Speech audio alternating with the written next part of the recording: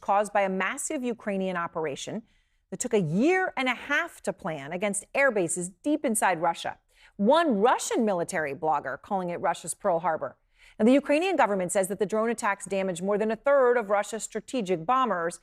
The operation caused more than $7 billion, and it did hit air bases across Russia. Now, one attack happened 2,800 miles from Ukraine's border. So let's just put that up on a map just to make this very clear. That is closer to Japan than it is to Kyiv. So you're talking about Tokyo, not Kyiv, just to think about what it would take to pull that off.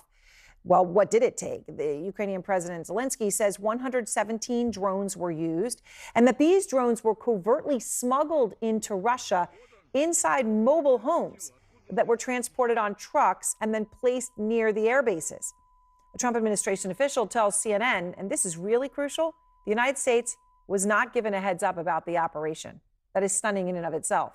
And as for Putin, it's a major embarrassment, to say the very least. And as Russian media analyst Julia Davis points out, there is utter disbelief and also shame tonight on Russian state television. How did these trucks get through? Who has inspected them? How did you pass the inspection points? The weigh-ins? How did it happen? A level of frustration and anger there expressed by now extremely familiar faces on Russian state television, Putin propaganda supporters. Out front now, Vladimir Milov, a former deputy minister of energy in Russia, served under Vladimir Putin. Obviously, then, of course, you resigned. Vladimir, so let me just ask you from the perspective of, when you hear that on Russian state, how did those trucks get in? How did they get through the waypoints? That frustration you hear there. How big of an embarrassment is this for Putin? Good evening, Erin. Great to be with you again. It is big indeed enough, but this is not the first time, because we just had a 9-month occupation of the part of the Kursk region by Ukrainian troops, nearly ended, and that was a major setback to Putin. And, Russian airports, Moscow area airports getting disrupted, if not daily, at least weekly, because of permanent Ukrainian attacks of Russian military industry facilities with drones. Today, I heard on the air that one of the executives of the Emirates Airlines said that they might be reconsidering the whole schedule of flights to Moscow because of these permanent disruptions. So these setbacks now come like nearly daily. I mean, and this is just another example of total failure of counterintelligence, failure to protect strategic long-range aircraft and so on. Well, what I hear from Moscow is that people are barely surprised by all these multiple failures. It shows that Putin's system is not as strong as it wants to seem from the outset. Which is very important, because obviously on state television, I think the right word to describe the sentiment is fury, right? There is fury. They are angry. There's one former KGB agent who was on saying that because of this, Ukraine essentially should be obliterated. Take a listen.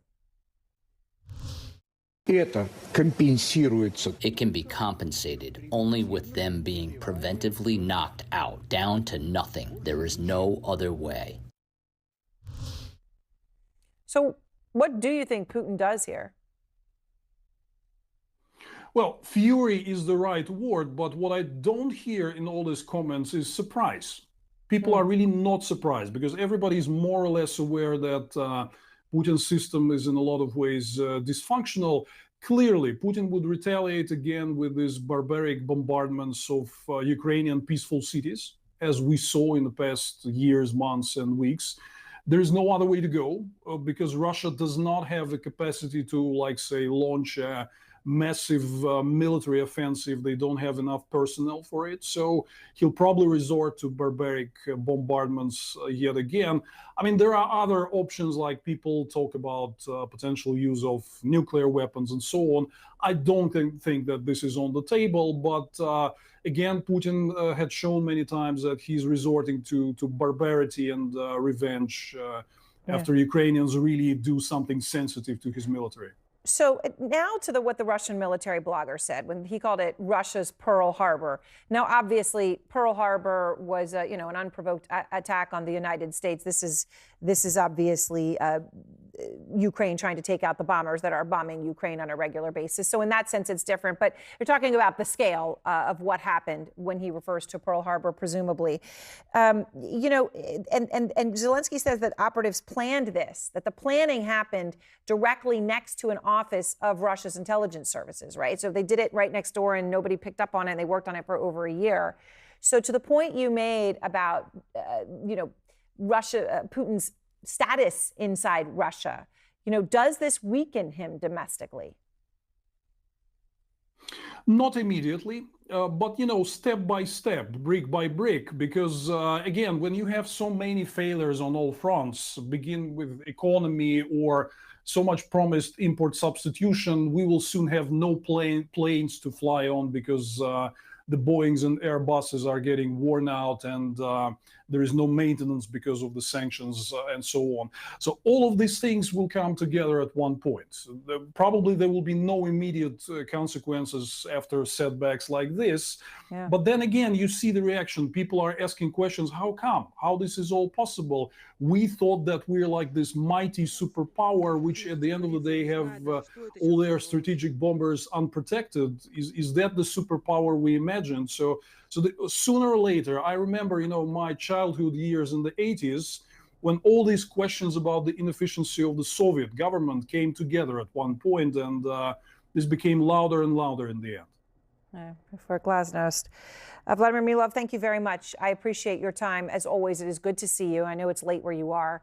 I want to go now to retired Lieutenant General Ben Hodges. He was the commanding general for the U.S. Army in Europe, also late where you are tonight, General. So how significant do you think these strikes by Ukraine are right now against Putin?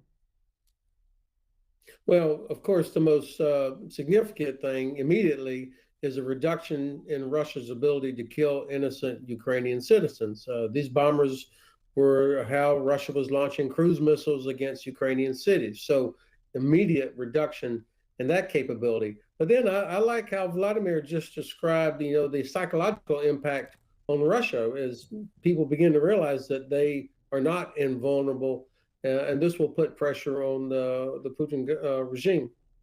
So what does it say to you? And I mentioned this right before I brought Vladimir into the conversation. Ukraine did not tell the United States about these strikes, which is hugely significant. And I can't say exactly, did the U.S. never have any inkling? I mean, the planning's been going on for over a year, right? So that would predate Trump even winning the election. So I don't know if the U.S. knew nothing ever about anything even being thought about, but certainly we know they didn't know about these strikes at this time. What does that say to you? Well, it tells me that, of course, Ukrainians do not trust the Trump administration. I mean, they're pretty certain, based on what they've seen happening and coming from the Trump administration, that if they had shared or given the heads up, that this would have been leaked or handed over somehow, if not stopped. And so I think they don't have any trust there. And then also, even if they did trust the White House, they would have been concerned about this being discussed over some Signal chat group, inside the administration. And so this is why this trust about who runs our intelligence, why this trust is so important. So obviously you're joining from Germany tonight, and you were the commanding general for the U.S. Army in Europe. So I know that you know what it means when the German defense chief goes on television, as he did today with the BBC, and talked about the possibility of Putin attacking a member of NATO perhaps soon. Here's what he said. I think it's a very serious threat. If you ask me now, is this a guarantee that's not earlier than 2029? I would say no, it's not. So we must be able to fight tonight. Must be able to fight tonight, and that an attack of Putin on NATO could come in the next few years. Do you think that's realistic? Well, of course, what General Breuer is trying to do is help change the culture inside Germany and the German Bundeswehr about what we in the U.S. military call readiness, of preparation to be ready to fight tonight, having your trained, your equipment works, all of that. And General Breuer is leading that effort. But he also is repeating what the British defense minister has said and other European leaders, talking about